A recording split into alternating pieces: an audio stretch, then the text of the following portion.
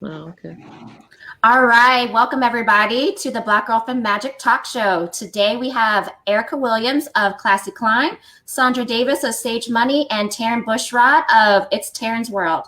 So this month's topic, we really want to talk about black tax. So what is black tax? So the main definition that we see throughout is professionals, career professionals, and entrepreneurs, whenever they start to build success, they feel the need to have to take care of family members that may be not as successful or help them come up.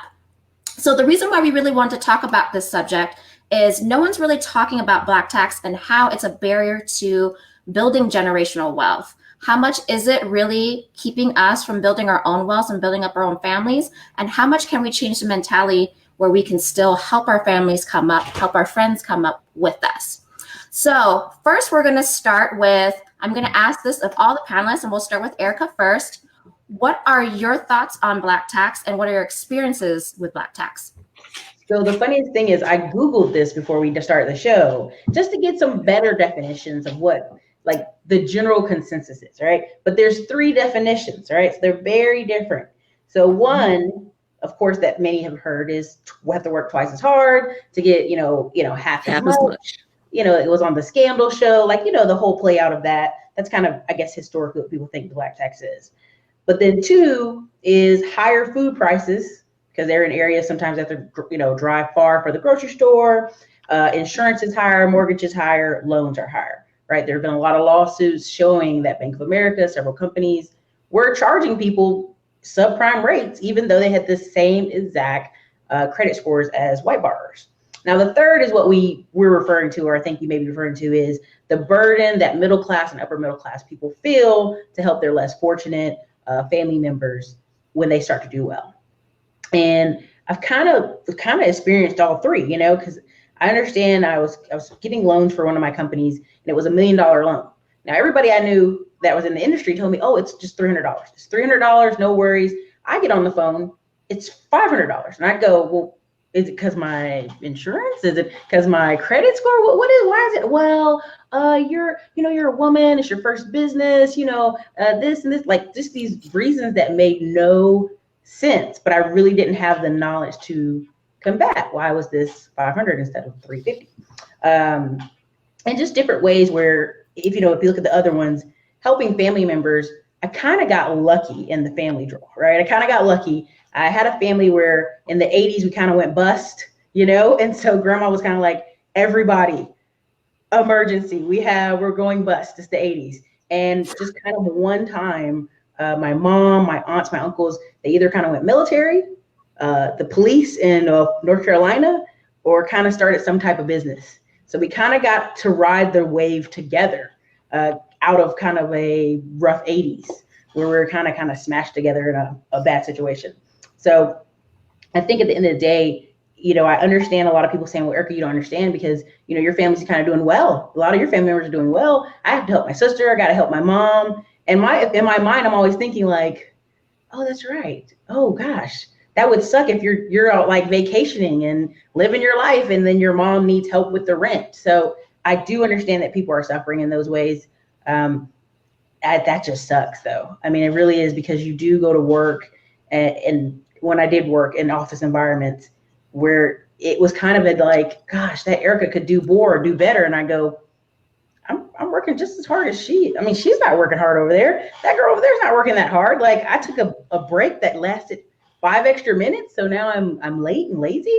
I mean, there's something to all the 3 definitions that are very true just in our everyday society. But I don't want to spill on too long, but that's just basically it. That's what we're here for. Saundra, what about you? So yeah, so I don't view I'm significantly older than you all. So I want to go on and say to that, the black tax, in my view, is not as much the family piece of it, although that's a reality. I view that a lot differently, actually. I view the black tax as something that is imposed upon us in a society that is designed to keep Black people behind every other group of people, irrespective of how long they've been in this country.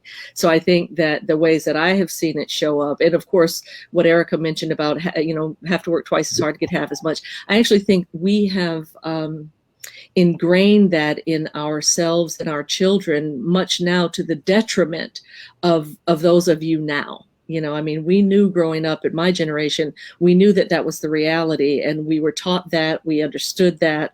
I think it is now, as much as it is a reality, I think it's also something that we have got to stop saying to our kids.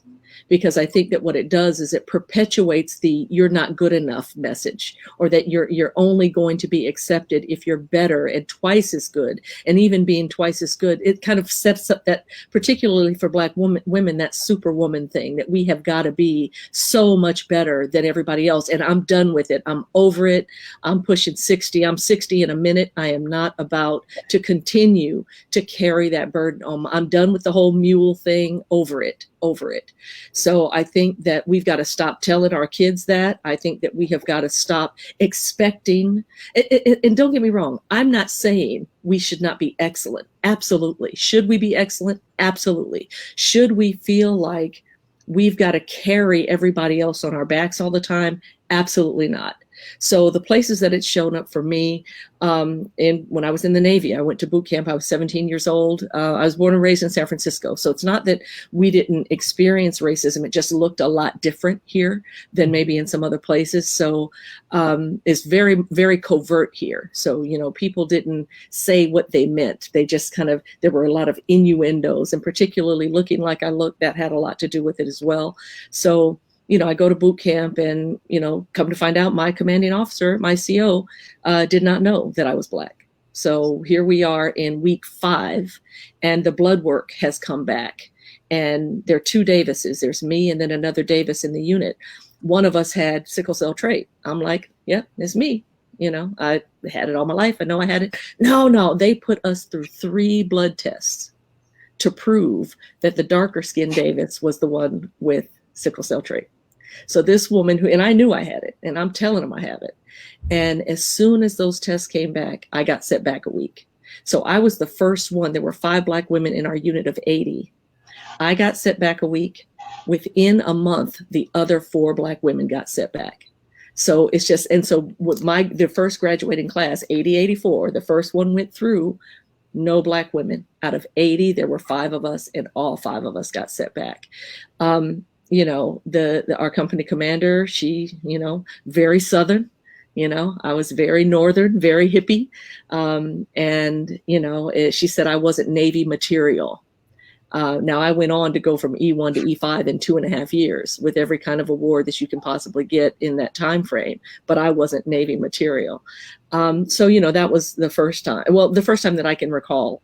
And then the others, when I worked for, in San Francisco Bay Area, there's one that called themselves the Top of Radio Mountain. And I started at a small Black owned station, KDIA, then went on to another higher end station, and then to the top station that didn't like to call themselves urban contemporary. They didn't want to call themselves urban because they didn't get as much money. See, so it's like that. Like if your radio station has Black listeners, and it's urban, you don't get as much money as the pop stations. So all of the advertisers wanted other, you know, they wanted the other music. So I get to this station, and I'm sitting there doing my job. There's me and another Black woman. You know, I kind of go into my world doing my world. So Renelle, I'll never forget Renelle, one of the best broadcasters in the Bay. She comes out of the booth and she says to the sales manager, "Way to go, hire an assistant." Woman runs out of her office, looks around like, wait a minute. I mean, it was the most bizarre thing I've ever seen. She runs around, she looks around the office. She comes to me the next day and says, "Hey, Saundra, so, you know, I know that I was at a party and I noticed that, you know, you and I have not had lunch together, you know, since I've been there 6 months. Woman ain't thought about eating with me. Okay, I ain't thought about it not once." So all of a sudden we go to lunch, and so she's telling me about a party that she went to the night before, and someone asked her if there were any Blacks on her staff. And she says, you know, I never thought about it. And she says, so I know about, you know, the other woman, I know this sister. And she says, but it occurred to me, I didn't know what you are. And so I said, I'm Black. And she says, oh, not that it matters, not that it matters. So the next day I lost the Revlon account. I wasn't the right fit 2 days later, I got called into the sales, to the manager, not sales manager, but the manager of the station. All of a sudden, I wasn't meeting my draw. Now, any of you have been in sales, you know, if you have a draw, the point of a draw is that you're not making enough money to hit your commission. So you get a draw against your commission. So now here I am, all of a sudden, my draw, I'm not meeting the draw. Well, that's the point of having a draw. So, you know, I could have stayed and fought. But back then, that was what, 89?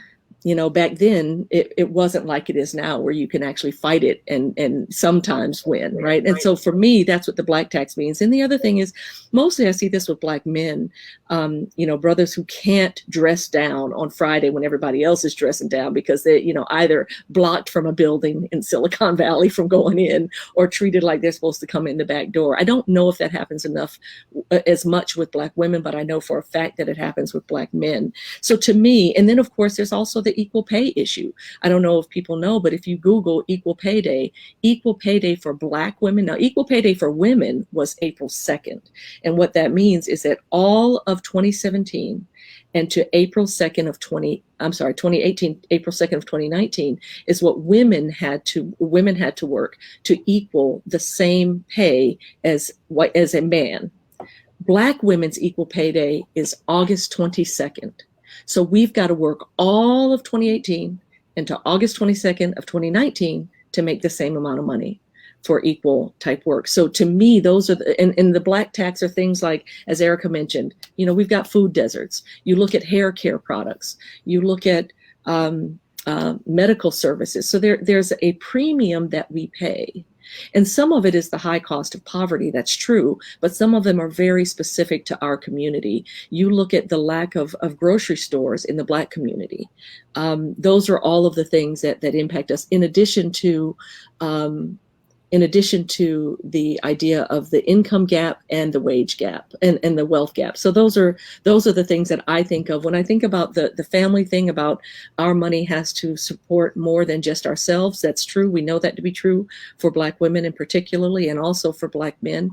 But the fact is that it's the same thing that happens with athletes, right? The people who are making money off of athletes, and I see this a lot with financial advisors who specialize in athletes, they will take an account with a Black man that if they saw him on the street, they would cross the street to avoid. But as long as he's a multi-million-dollar athlete and they're making all of their money on him, that's fine. But they'll make statements like the family being on the payroll. Well, that family may be who holds that guy together when he busts out a knee and he's back at home. Where are those financial advisors then? And so those are all things that I think are relevant to this conversation. And so I'll end there. No, that's a good one. And I do want to circle back to some of the things that you said, but I do want to give Taryn her chance. What does Black tax mean to you and what's your experience? So I'm going to come at it from the perspective of giving back to your family. I personally have not experienced it. My family is in a difficult situation, well, in a different situation, or we don't really have family members where we have to have that as a conversation. But me personally, I know that I'm a selfish person when it comes to money. I think my future self is more important than my current self. So whatever situations or financial struggles that my family may or may not be having, I feel like it's my duty to help them find a resolution without it coming out of my bank account. Like, what are some of the ways that we can be creative and give them financial advice or point them in the right direction to provide them the resources versus us bearing the load?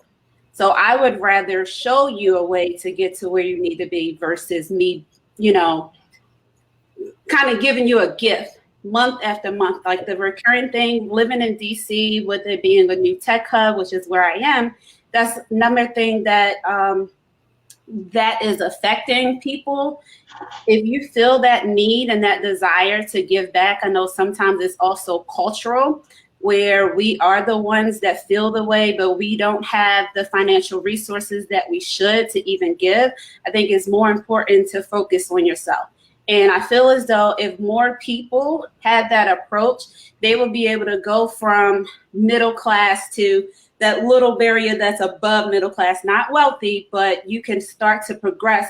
And at that point, you are able to give more to your family if you're just at like maybe 6 figures or a little bit below, and now you feel as though you can carry the load of your family? I'll share kind of my story. I don't want to put some family members on blast, but this was directly my ex-husband's family. I saw as soon as he started his career, it was expected of him to take care of his sister. It was expected of him to send money back to his mom.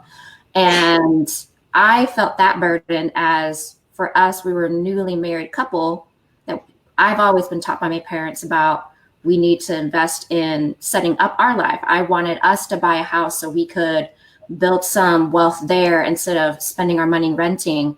But I just saw so much of our money being sent out when we were still trying to build our own lives. And so that was my experience with what I consider Black tax and the third definition. And I like that, Taryn, that you are in the mentality of let's teach them to fish versus just give them money. And let's talk about this topic. How do we start changing that mentality with some friends or family members in our community when someone starts to build up, like recently in the news with Nipsey Hussle? I just learned about him and everything that he was doing about opening these businesses and teaching his family, but also giving back to his community and teaching them as well. And I think that's how we start to rebuild, and that's how we can start capitalizing on this Black tax. That's how we start rebuilding our communities and building wealth. What are your guys' thoughts on that? So I was going to say a quick thing to Saundra. My mother's name is Nejelina. It's Russian. So in the military, she'd come into a room. Yes, it's me, Sergeant Grant. Who? Like, oh, we're looking for a Russian woman. Yeah, so quick, funny, sorry. But to the point, I think, honestly, the way we get back, unfortunately, I hate to say it, Instagram has made it great and made it terrible. Instagram has made it a great way for us to see, oh, other people are doing this, other people are doing that. Like every time I've moved, I've been a military kid, so I've moved to Alaska, moved to Tennessee, I live in Texas now, Austin, Texas. I literally will be here in Austin, Texas, and I will talk to people who are from Austin. ACC is giving out free network administrator degrees and another free tech related degree because Dale is like, we're so short. Like, you'll give this money to the college and they'll create some jobs and we'll fill our tech issues. It's an amazing program. Everybody Black I run into that's from Austin, like, what? We have that here? I'm like, yes, you have it right down the street. Like, you cannot complain about the price of living here. You cannot complain about tech, kind of squeezing you out if you're not kind of like paying attention to what's going on around you. Now, I think it's, of course, I'm always nice about it when I talk about it, but a lot of times the problems that we're facing, I kind of feel like they're 80% financial. And of course, that's my channel. My channel leans very heavy on the financial, but a lot of it is, where's our focus? If your focus in Austin is like, well, they don't have a Black radio anymore and they don't have Black nightclubs and they don't have this. And I'm like, but they have so many things coming and so many things here. And they literally, if you go on Indeed.com, all these entry-level jobs, entry-level opportunities, it's more of a helping people focus on where to be. And what I mean is, instead of being reactive, be proactive. We have a lot of reactionary kind of thing in the African-American community, unfortunately, where it's like, oh my God, gentrification. But you live in Austin, Texas. It's been booming for 12 years. You knew over here you were going to have to kind of make more money, you're going to have to either own over here or not, or move ahead, which a lot of people end up moving to Maynard years ago when it was cheap, $100,000 house. A lot of these things are reactionary. And so in order to be able to help people, unfortunately, you have to wait till when they react and say, okay, well, now that you're wanting to do something different, here are some options. And because you really can't, you can't go to people when they're not in the mood or not in the thought process. You need to change your life. They don't think they do. They think their life is great. Well, everything's rosy. So just my 2 cents. Saundra, so that brings up the, when we're talking about our community and we're talking about the things that we go through, it's not in a vacuum, right? There's and see, this is where I have a perspective around the topic of this conversation, and maybe it's a generational thing. I have never viewed the fact that with many of us, when we go away to college, some other communities, they send money to their kids, and many of us had to go to college and send money back home. Yeah. Right. So I don't view that as a tax. I view that as part of the manifestation of systemic oppression in this country. So it doesn't mean that we aren't personally responsible for the choices that we make, but I also understand, studying brain science around money, that there's this concept of the transtheoretical model of change, and people are ready when they're ready. And so think about an area of your own life. For you all, it might not be money, but think about an area in your life where there's something that you know you want to do and that you should do, and you still really struggle to do it with any consistency. And that's really what we're talking about when Ericka talks about people, the stuff right around the corner that's right there for them and still not taking those steps. That's what we would call pre-contemplation. You know, when people are not quite ready to take on this change. And so I think we have to be really careful about how we assess, evaluate, or even judge people in that position. We all have something. I've been decluttering my house for 10 years. So I can't talk about somebody who don't have their budget right. My thing might not be the budget, but my thing is I got 7,042 3/4 balls of yarn that are taking over my home. And so, you know, everybody has a different thing. I think when we're having this conversation, number one, we have to use empathy, right? Because everybody's got something. And for many of us, there's this gap between how we want to live with our money and then how we do. And so I view that very differently. When I think about this idea of the Black tax, I think about what are the systems in place that get in the way of us building, number one, us acquiring, building, and then transferring wealth. And I think that there are some things that we perpetuate in the Black community when people talk about, a legacy, when people talk about putting money into Black businesses. You know, we'll go to a Black business and we'll ask for the hookup, right? I think those are the things that we do that are dangerous for us. You know, I don't negotiate my rate. If I'm going to hire you, Tina, I'm not going to ask you to give me your services at a different price than what you say they are, right? And so now that didn't serve me very well in Ghana because they negotiate every little thing. Yeah. So we have to look at those kinds of things, you know. So I just think we should really be careful about how we assess when we're talking about families in that way. Money is more than numerical. And so the more that we can understand why people do what they do around their financial lives, the better equipped we are to meet them where they are. I love you bring that point up, and the fact that you've been decluttering for 10 years and you're saying everyone has their own thing. For me, with my business, I've always been able to, I used to have a bookkeeping business before going into coaching, but once I went into coaching, I got into that point where it's like, okay, I know exactly what I need to do, but I couldn't get myself to do the thing. So I spent the past year or two studying psychology, NLP, and all these things. So I love that you brought up the point that some of these things are deeply ingrained, and usually our money stories have nothing to do with actually money. It could be stories that were just things ingrained in our grandparents or great grandparents to our parents. Just me looking back on why I handle my money, why I didn't show up for my business. For me, I realized, you know, the things that my parents taught me and that I kind of encompassed were some things that they've learned from my grandparents who grew up during the Great Depression. So when I grew up and going to my grandma's house, I would see hoarding, and because they went through this kind of lack survival mentality, and she's kept that for the rest of her life. And then my dad kind of had a little of both, but since he had a little bit more spending money, there was spent it, right? And then racked up credit cards, and he would pay them off, and it wasn't like too crazy, but he never learned how to create massive wealth. He never learned how to actually save to invest. He just knew buy a house, that's supposed to be an investment.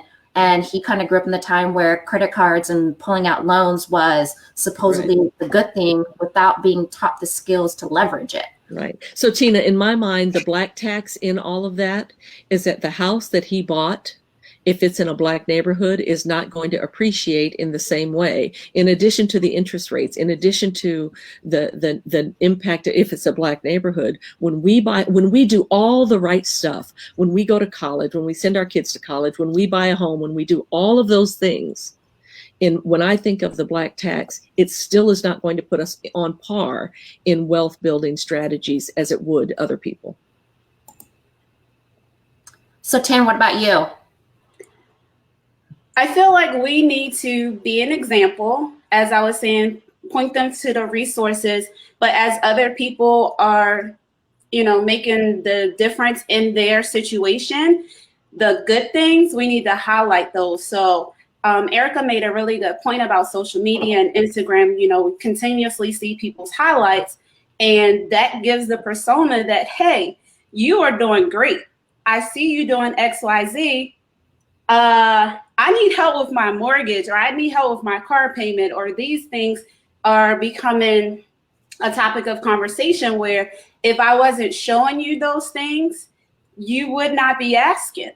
Mm-hmm. So now if I'm showing you examples of people who are, coming from your millionaire neighbor next door and the things that they did to get there, it will put you in a different mindset where you can say, hey, well, maybe I can do that, or maybe I can turn this passion into a profit instead of, continuously asking for handouts.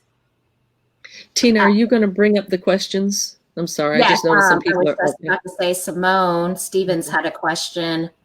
Actually had a couple questions, but the first one is, do you agree that we are behind in creating generational wealth as a result of wages earned but not paid during slavery? Absolutely. Absolutely. The reparations in this country, I mean, think about it. The United States has supported or facilitated or even paid reparations to everybody but the folks who actually use the labor to build this country. So absolutely. There's a lot of work right now. Dr. Sandy Darity, Dr. Derek Hamilton are doing some amazing work around reparations and what should be happening. So if that's something that you want to get behind, here's the thing. There's things that we need to do personally, right? I agree with Ericka and Taryn both that there are things that we have to do in our individual financial lives. These young ladies are both right on, and I'm glad to see women of that generation saying, look, I am not going to be using my money to take care of other people's bad financial behaviors. I wish I had learned it at their age, so right on, y'all keep doing that. And we have a system that we are working within that I am not a policy and advocacy person, and the reason that I'm not is that my bail account is set up that way. I'm not going to jail. So I keep my mouth, that's not my world, but that's exactly what we need to be doing. If you believe that reparations are something that we should do, then, get behind these conversations. There's actually a bill right now that Cory Booker put up. I'm not a big believer in that particular bill, to be perfectly honest. But I do think that learn about reparations, learn about the impact of it, and get behind the advocacy about it if you believe that that's something that should happen. But I would say yes, Simone, to your comment. Ericka or Taryn? I'm very controversial on YouTube for this. Listen, do I believe we're owed reparations? For sure. I think the ADOS movement is guaranteed. Is a good movement, but here's the difference. The reason Native Americans have been paid, the reason Jewish people are getting paid by the Just Act of 2017, the reason a lot of these groups and the Japanese and the Germans of actually Texas that actually got put away, is they had high levels of businessmen who were backing those groups when they went to Congress. And I'm actually quite political here in Texas, and I won't go through it here on this conversation, but I'm actually, I show up to these events, and when I show up in the room, conversations are had that weren't going to be had.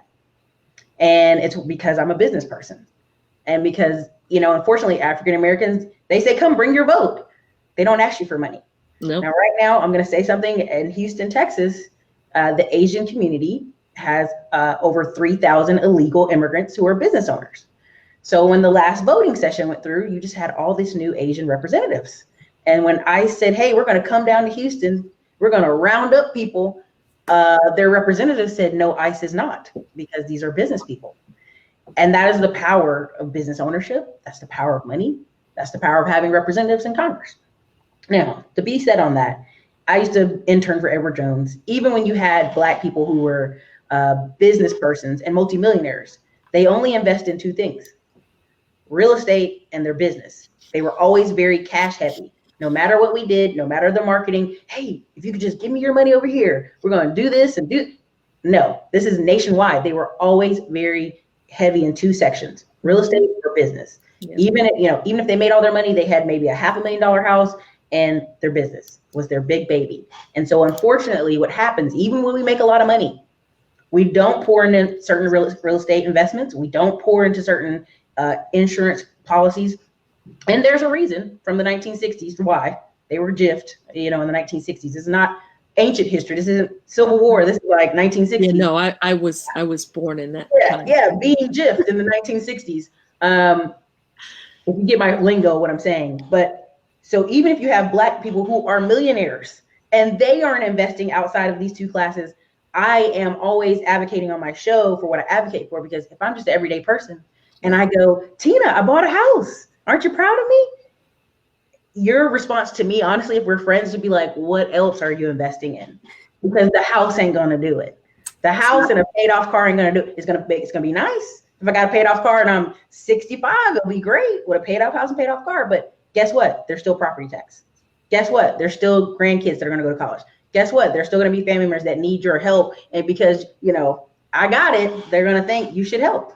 So, show that shirt, Ericka. Show that shirt. This is actually a really great affiliate company.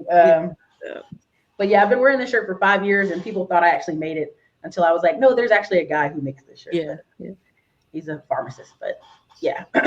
What about you, Taryn? I think the reason that we are stuck around slavery and not being paid is the reason we are not creating generational wealth, because that is the mindset, people continuously looking backwards instead of looking forward. So we shift our mindset where we are looking forward, like, hey, as Ericka mentioned, real estate, these are certain things that we should be focusing on with our resources. We can pull resources together. If we don't have it individually to invest in real estate, hey, I'm sure 5 to 10 people that can put some money together for a down payment to say, hey, this is going to be a rental property. We will divide the residual income that's coming in, that passive income. And as you're taking the money out, you can continue to do something different that will create your generational wealth. But looking backwards to slavery is, yes, it's definitely a reason why. I'm going to have a little bit of a controversial thought on this. I do believe that we're owed reparations, but I don't believe that the economy can handle cutting a check to everyone. I don't see in a version of a check. What I would like to see is there be policies and laws changing, programs where we can teach the Black community how to open a successful business and run a successful business and scale it. Teach them about real estate. I'm in the mindset of Taryn is let's teach them how to fish, because I just have a question, Tina. I have a question. Yes. Who do you think was doing that during Black Wall Street? Black folks, it is not a lack of knowledge. I'm sorry. I understand what you're saying, but it is not a lack of knowledge. Yes, but I think you missed the first part, that there needs to be laws and policies changed with that as well. There should be support. Yeah. I think it's hard to legislate being human, and people don't treat Black folks the same way they treat other folks. And so, the problem becomes, how do we treat each other, right? Because I think that to me, that is where I don't expect that in my lifetime that reparations will happen, if at all. I don't think it's going to happen in my lifetime. So I'm all for you guys not sitting back waiting on that. Taryn, I agree with you wholeheartedly. It's like, it's the same thing. I got into I'm probably like the only person who can get into beef on LinkedIn. Yeah, I did. Sorry. Yeah, I did. I'm like, I'm on, because I'm doing this project that, is about Black women. It's like trying to get 20,000 Black women to focus on savings and committing to themselves, right? And so somebody says to me, well, how can you put forward this false narrative that it's that the women are supposed to do something differently when there's this whole system. I'm like, look, I understand that there's a system. I'm not ignoring that there's a system. But what I am saying, that would be like saying, hey, they're poisoning all of our food. Everything in us is killing us. So, but it doesn't make sense for me to teach you how to eat right. You know, it's like, I know that there's a system, and I agree with you. Don't get me wrong. I just think that we have to be careful when we ignore that Black folks been doing this a long time, and all of the benefits that you all are experiencing now is a result of, you know, if anything harmed us, integration harmed us. So let's get real. We had Black lawyers and doctors and businesses and grocery stores. I grew up with a Black-owned grocery store down the street, a Black-owned radio, a record store. So it's not that we don't know, it's that and it's the same thing when people talk about why aren't folks saving for retirement, right? I mean, it used to be that what you did for yourself, what your company did for you, and what the government did for you was the three-legged stool for retirement. Well, that's not real anymore. Now it's a bar stool. You're on your own. The problem is the message we're sending is still that retirement is supposed to look the same. The rules have changed, and people don't have the wherewithal to make the adjustments. So that, you know, and I'm sorry to interrupt, but it's just that it's really hard to hear people say that Black people need to learn how to do businesses. Well, we've been running this for a long time. We've been innovating for a long time. We've been building stuff for a long time. We know how to run businesses. We know how to work together. That whole thing of Black folks don't know how to work together. I'm sorry. Do we work together as well as we need to? No, I get it. But that does not mean we don't know how to. And the idea of the whole crabs in the barrel and all the places that we tend to go, we have got to stop perpetuating that madness, because yes, it exists, but it's not the majority of us. And I think that we have to stop allowing messages that come down like that to keep us stuck in those places. It's not I would not want to see your generation having those kind of conversations. You know, you guys know better. You guys are doing great things. Just the fact that what's happening here, you guys are doing amazing things. Don't let those old narratives impact you in that way. You know, I mean, I'm old, I'm tired, I'm on the way out. You guys get to run this thing, you know, so don't let anybody else's old narratives. It's like, you know, like we got Congress, they're all going to be dead, and you guys are going to be stuck with what they leave you. So take charge, but don't be stuck by old people's stuff. You guys don't have to do that. So I'm sorry, I'm gonna shut up now. Wait, I was gonna say on her, the quote that she was saying is legislate goodness. One of the people during the Civil War was like, what do you want me to do? I can't legislate goodness. And that's what his response was to Martin Luther King, which is it's a famous quote, but you got close enough. It's a part. Thank you, darling. I was gonna say funding is the word you're looking for. Is yes, Black people know how to run business. It's the funding aspect that we're not being funded. What's his name? John Henry Hustle. He came here to South by Southwest, and he was like, you know what we do? We completely fund women-owned and minority-owned businesses. And people get, you know, kind of look at us crazy, but you're ignoring all these people who need funding in the tech world that are women and minorities. So it's a funding issue, and I agree with you. It's a funding issue, but again, you're 60, you might live 30 more years. What are you talking about? You're gonna. Hey, I need y'all to make really good money because I need you for my Social Security. So do the right thing. Let's be real. That's probably going to be gone by the time we're ready to catch it. It's supposed to be gone 2023. So y'all need to look out for me. Is all I'm saying. I guess my perspective is not that. I'm not saying that we don't know how to own real estate or build businesses, but I feel like just knowing what I know, and I don't know everything, what I've read, that was taken away from our grandparents. A lot of them couldn't get loans. A lot of them couldn't get jobs, the good jobs, join unions. A lot of them couldn't buy their houses.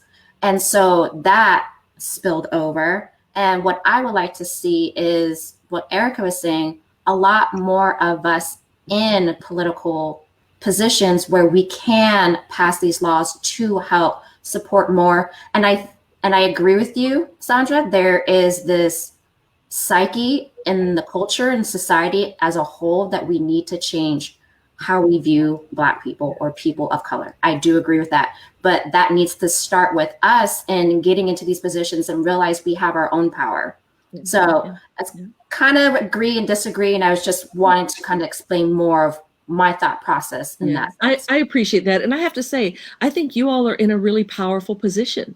You know, I mean, I was talking to this young sister from Essence last week, and she was talking about how she doesn't code switch, you know, and I remember, you know, we had to code switch, and she's saying, no, you know, people just got to deal with me as I am. And I said, look, let me tell you this. The work that I did was so that you didn't have to code switch. So you be unapologetically Black. You do what you have to do. And I'm sorry that we didn't do a better job for you all. I really am. On behalf of all the old people on the tail end of the baby boomers, I'm sorry. I wish we had done better. We thought the 80s, as Ericka said, we thought the 80s, you know, get your BMW, move to the suburbs. We thought we had done something. You know, we thought, you know, being able to go to college and do all those things was going to change it. It didn't. You know, you all are still facing the same stuff. You're dealing with the same wealth gaps, income gaps. And I wish that it were different for you all. But I'll tell you, you all can do it the way that you want. You get to kick the doors in and be your fantastic selves and make money the way that you do and spend your money the way that you do and teach your families to do better. You can do all of that. You know, and you don't have to apologize. You know, be your magical selves. So I want to kind of play on that. I'm going to open this up to everybody. First, Saundra, what do you feel like your generation could have done better since you're apologizing? I think you guys did a great job as a and I can't speak for everybody. Yeah, I'm sorry. Go ahead. No, go ahead. And I can't speak for everybody. This is how I feel. You know, I feel like, and again, I was born and raised in San Francisco. I dropped out of high school because some family stuff happened. I joined the Navy, took my GED and joined the Navy. I didn't go back to college until I was 32. I changed careers this last time, went back and did a master's at 44. I wish that I had known that my success of opening doors and getting through and bringing Black folks in behind me would not translate the way that I thought it should have. I wish that I had known I needed to be more political earlier, and I needed to make sure that it wasn't just that the door was open, but the door was kicked down. You know, I thought getting a degree was going to matter. And, you know, we thought that if we did all the right stuff, that, you know, we'd be accepted. You know, I think we used to think that we would be accepted and treated, not tolerating diversity, but appreciating diversity. So I think we thought from when we went from the melting pot to the salad, that you all would be able to wear your hair however you wanted without there having to be a law. You know, those are the things. It would have never occurred to me that you all would still be subject to that kind of foolishness in 2019. So the things I wish that we had done, that I hope you all do now, is understand that we've got to succeed as individuals, and we've got to be political, and we've got to bring our message in. It's not about, Black folks need to put Black folks first. I'm sorry. This whole people of color thing, y'all can have it. Y'all can have it. I'm not interested. I'm not a person of color. I'm a Black woman, and I'm not going. And now listen, I don't begrudge other people doing what they do. That's fine. But every time we try to do the kumbaya with other groups, we are always on the bottom, and I'm done with the bottom.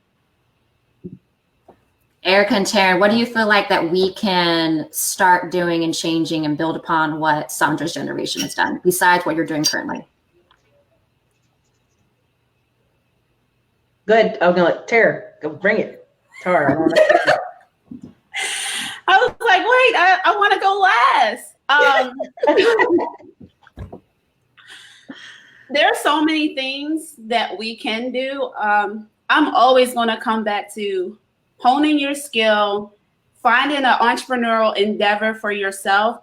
Look for examples from the past that have been successful. From Saundra's generation, my family are probably around the same age. My parents and my aunts, a lot of them did real estate. They were real estate agents. You know, they learned the ins and outs of real estate in order to create that financial backing for us.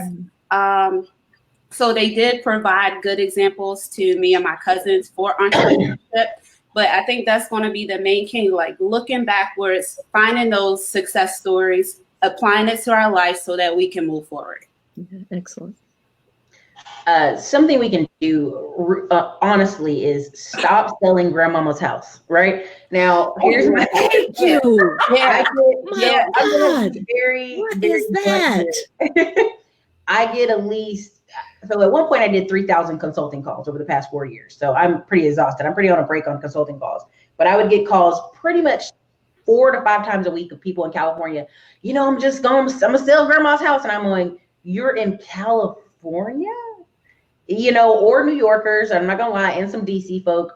And, even here in Austin, Texas, I had some people, the houses are worth $500,000. There's 20 grand in tax and 5 kids can't.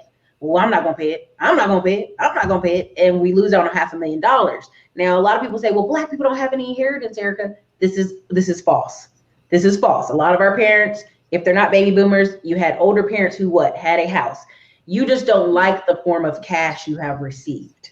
So it's a joke. I say it all the time on my show, stop selling grandma's house, but I'm really serious on it, because what happens is we have all these people on TV complaining about gentrification. I was just in Atlanta and I was in Midtown. And, honestly, I didn't know I was in Atlanta. I was in Midtown, and Midtown looked white and Asian. And and a lot of people go, yeah, they done changed it down here. And I go, but you've been here. You've been here. There's no reason why. And a prime example is one thing. I love Kendra Barnes all the time. I always bring her up on my show. Is she talks about house hacking, getting a house and doing things. A really popular thing people are doing here in Austin, Texas, which I've seen in other cities. They'll buy a house, USDA. They'll move further out, right onto the edge, because to get USDA, you got to be a smaller area, under 50,000 people. They'll live in that house for a year, then move back in the city and make that a rental. Mm-hmm. I've told that to like 10 Black people, and they were like, "Oh man, I can't. Oh man, I want to live in the city. I can't live out there. I can't do that for a year." You switch apartments every year. You can't do it. Ericka, you ain't right. You ain't right, Ericka. No, I'm serious. That's good. That's good. I have white friends who were literally, I had a white friend, his name is Andrew here. He was like, girl, I'll give you the down payment on this house. It was 3 years ago. And I said, well, I just don't want to be all the way out in Pflugerville. The house is $135,000. I can rent the rooms out, but I just don't want to be that far out. That same house, and I tell this story all the time, 3 years later, that same house sold for $285,000. That's how fast Austin is growing. That a house I looked at 3 years ago was $135,000, and it sold recently for $285,000. And the problem is, again, I'm speaking to myself, I'm speaking to other people, don't sell your grandma's house and don't not buy. There's this thing of, I'm keeping my options open, Ericka. Yeah, no, you're not. You're making no decision. So Ericka, let me ask you, would that have been communication, right? I know one of the homes in our family we no longer have because just of a lack of communication. And I think that would help with families a lot too, actually having, and I think Taryn was alluding to this too, having conversations about money and wealth building, and like what you said your aunts shared with you all. I think that's one of the biggest things that we can do differently, starting to have talks about money and what do we want our family legacy to look like, and it might not benefit us immediately, but we're looking into the generation. San Francisco, when I was growing up, was 15% Black. And now it's less than 3%, and all of the Black neighborhoods are gentrified now. Well, again, we can't complain about gentrification. You can't have you're right. You're right. You don't own.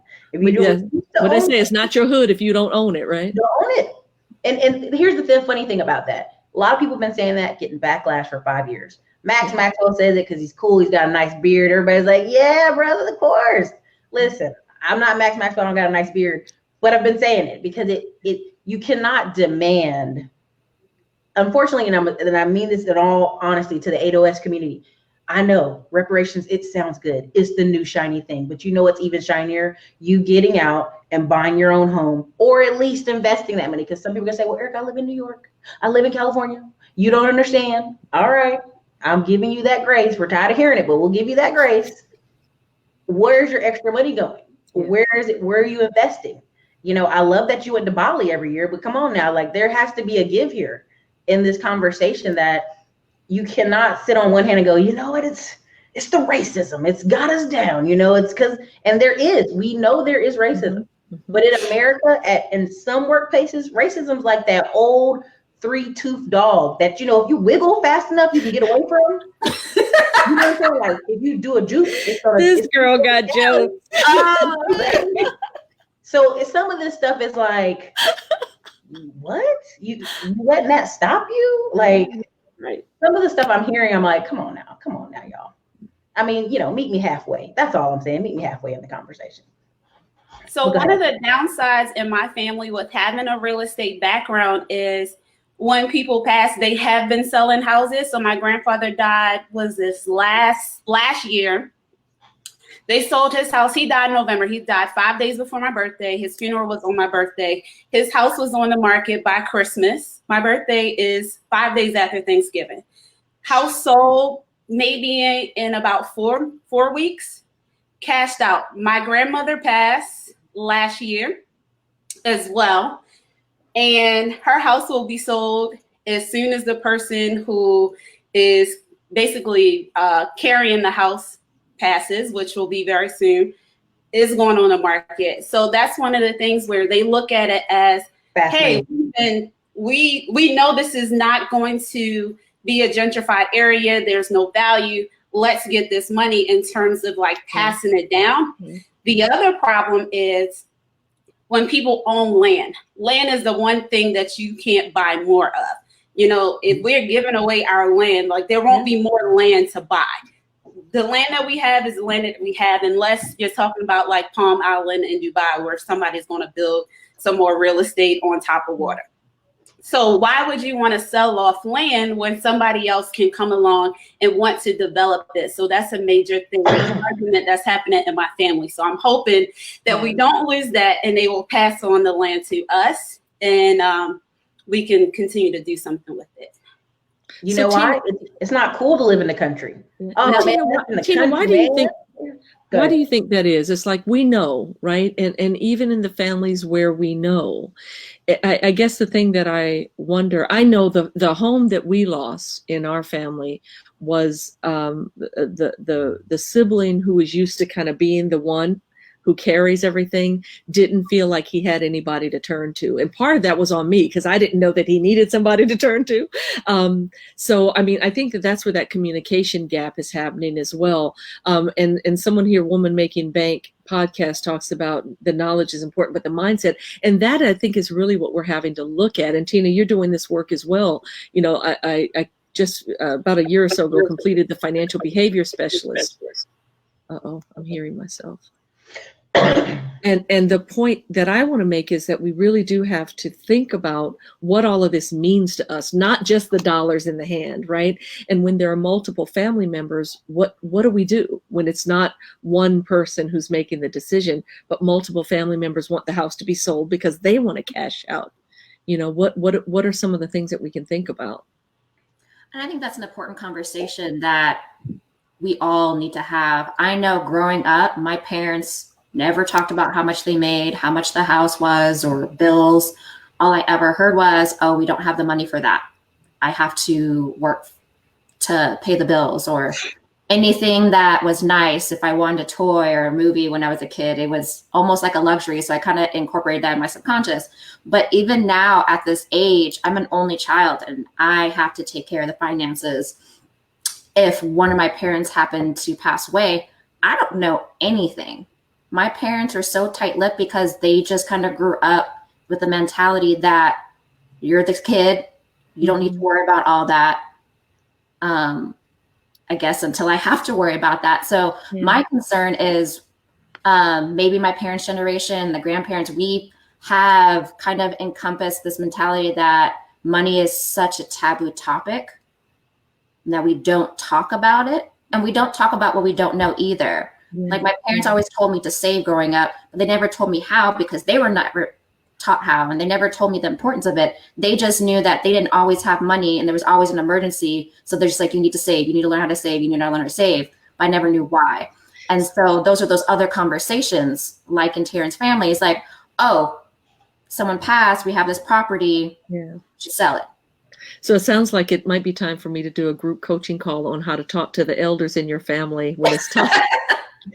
Let's put a pin in that. I'm actually having many of those conversations right now, and it's not easy because you all are beginning to shift roles. Yep. And it's hard for them to think of giving up their independence, and it's hard for them to look at the areas that they maybe didn't do what they wanted to do for you all. And now the idea of giving up that independence. I was my mom's power of attorney for 20 years before she transitioned. And it's not an easy thing to do because they start to feel like they're giving up control in areas that they might not be ready. So we can have a group call about that one day.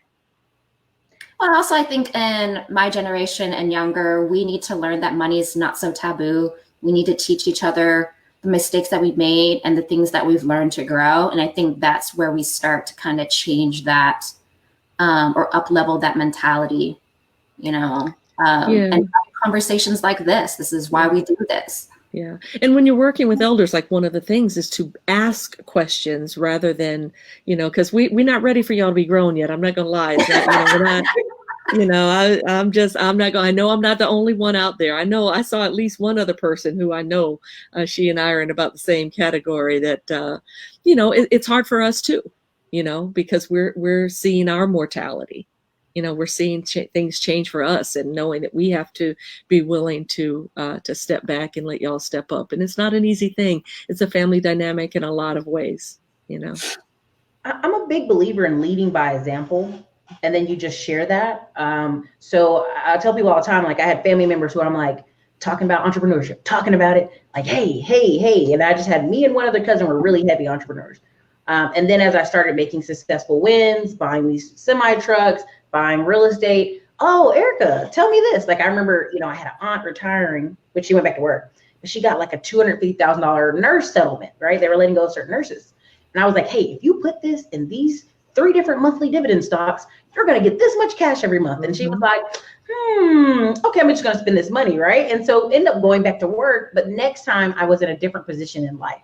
And you have to always be gracious because your family always sees you as 9-year-old Ericka. It doesn't matter you're in your 30s. They're like, oh, it's 9-year-old Ericka trying to tell me how to do something when I've been grown all these years, And so you always have to give that grace. And so as I started investing more, then my family members like, oh, I'd love to get into that. Oh, I'd love to get in that. How do you do that? Show me how to do that. Or, what should I do with this money? And it's a slow transition because it's better to lead with example, because your cousins that are on the same neck with you, as you're starting to invest in real estate, if you say, hey, let's not sell grandma's house, let's do this. Well, you've been leading by example. You have things to show, support that. They're more willing to listen. And that's unfortunately when we live in silos, like nobody knows what anybody's debt is. We're surprised. When my grandma passed, all of a sudden we have these new insurance policies that we'd never seen. Neither my mom had seen and my aunts had seen. And it was like, well, great, grandma left us this money, but told no one.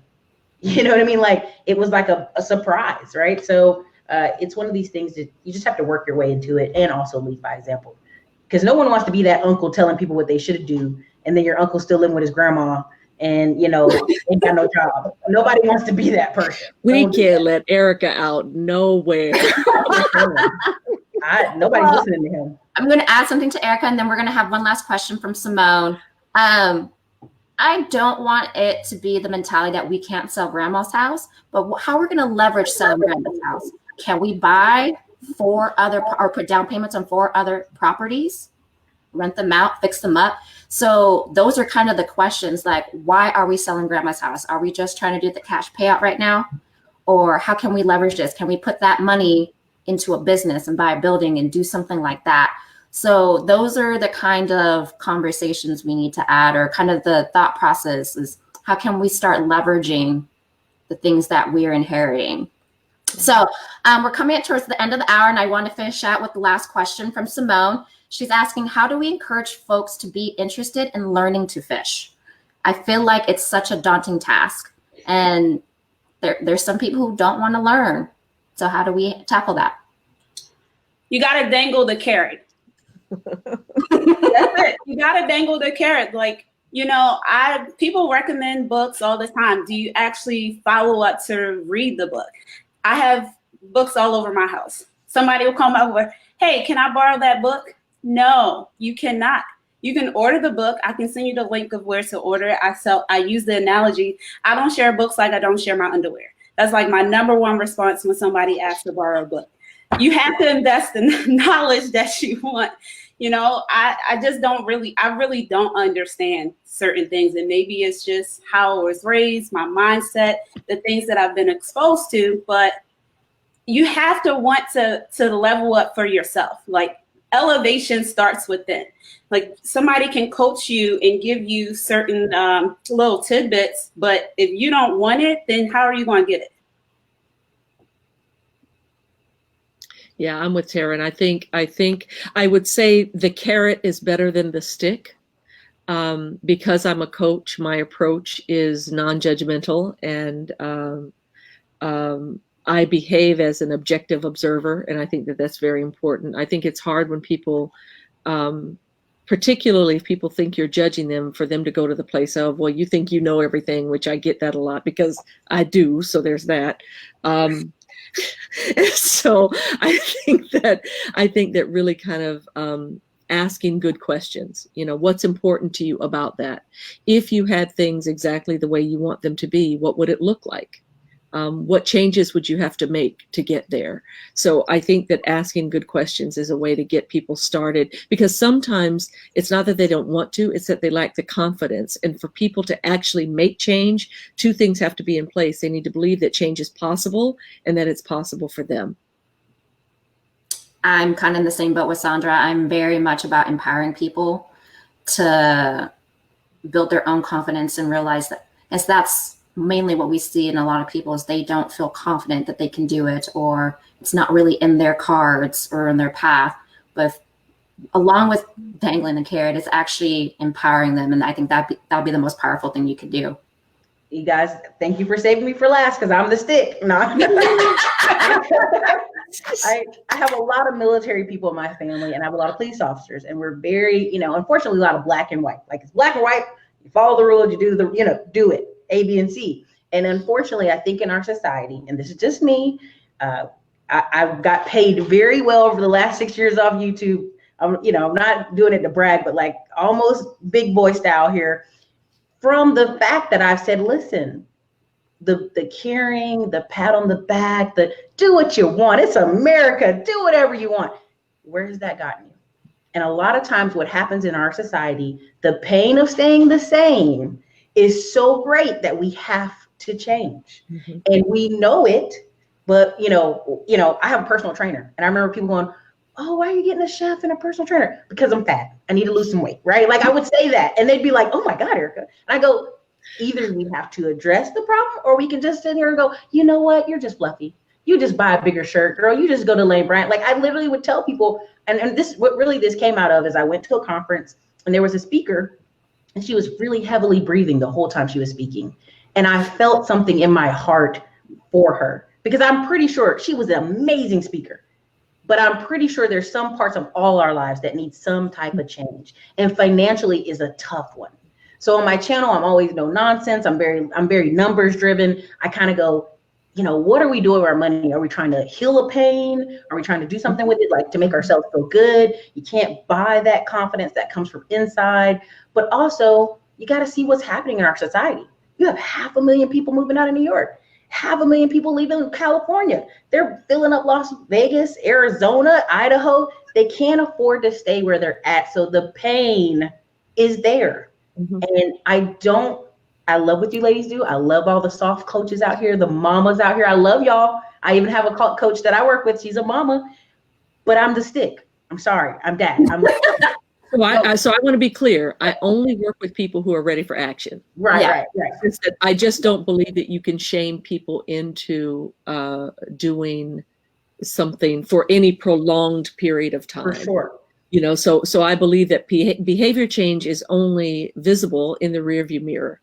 Right. Oh. Me eating a salad today don't make me a vegan, because you can bet I'm eating a beef sandwich tomorrow. Right. So what I do over the long run is really what indicates behavior. And again, to Ericka, to your point, there are some people who are just ready to go. And when they're up against that, they're ready to do it. And I tend to find that most people, if they're not ready, saying, just do it is not going to get it done. So I think there's room for both. There's room for both. Yeah. I just know I'm an Army brat, and both my parents are type A, no nonsense. So I am a mix. There's the you need tough love, and then there's, okay, this person's not ready to be pushed, but we need to kind of show them their own power first. And so, and you know what, Ericka, your type is going to speak to certain people. Mm-hmm. Saundra's approach is going to speak to certain people, and that's where there's so many of us doing this is. And that's the beautiful thing, right? Diversity. We're going to speak to other people in different ways and hopefully inspire them to take some action, make some changes. I was going to say one really quick funny story. One of my uncles, he's passed away, but he was a tough drill sergeant. Like, he was so tough, people would see him out in public and be like, that man 20 years ago made me talk to a tree, right? Weird stories. And I would see him, and this is in the 90s. I remember being a kid, and he'd be like, young man, pull your pants up. He'd be very loud. But then he'd walk close to him and he would say in his ear, pull your pants up. Why are you walking around like that? And I would see these young teenagers who were like completely soften. Because unfortunately in our society, I really feel like there's no one kind of being that disciplinarian or saying, hey, A, B, C steps, go back to the basics. And so that's kind of the tough love on my channel. But I've always been very much, I remember seeing that so much, seeing all these young Black men, when he would walk up to them, they just soften. Because it's like he cared enough to come over here and talk to me and not yell it across the room. Yeah. And that's how I look at it. I think a lot of people just, they're in their space and they're in a pain point and they need to turn. So sometimes they hear it's a little tough. They do what they got to do. But go ahead. I just want to give that story. No, you're good. Thank you, everybody, for being here today. Taryn, Saundra, and Ericka for taking some time out of your busy schedules. This is something we're going to be doing every month. We're looking forward to next month. If you're not following our Facebook page or Instagram, please do. It's Black Girl Fun Magic. So you can stay tuned on future projects. And Ericka, Saundra, Taryn, please share where anyone can connect with you outside of this. So I am actually part of Essence and Chase. We're doing currency conversations. So that's at essence.com, currency conversations. And we're going all around the country right now. And the goal is to get 20,000 Black women to make a commitment to themselves, to save more, set a financial goal and pursue it. So we're going around the country right now for the next 4 months leading up to the Essence Fest. And then of course there's sage.money on Instagram. And then I'm on Facebook, Sage Money. Taryn? I'm on all platforms. It's Taryn's World. So Instagram, Twitter, Facebook is just my full name, Taryn Bushrod. And you can also find me on my website, Taryn'sWorld.com. Ericka? Everybody, you know where you can catch me. This is Ericka Williams from the Classy Climb blog. You can catch me on YouTube. Got about 1,600 videos of ridiculousness on there. Good stuff, though. All kind of goodness. And if you ever catch me on Instagram, it's Ericka's Classy Climb. Well, thank everyone. You have a great evening. Thank you. Thanks for doing this, Tina. Thanks. Bye, everybody. Thanks for the great questions.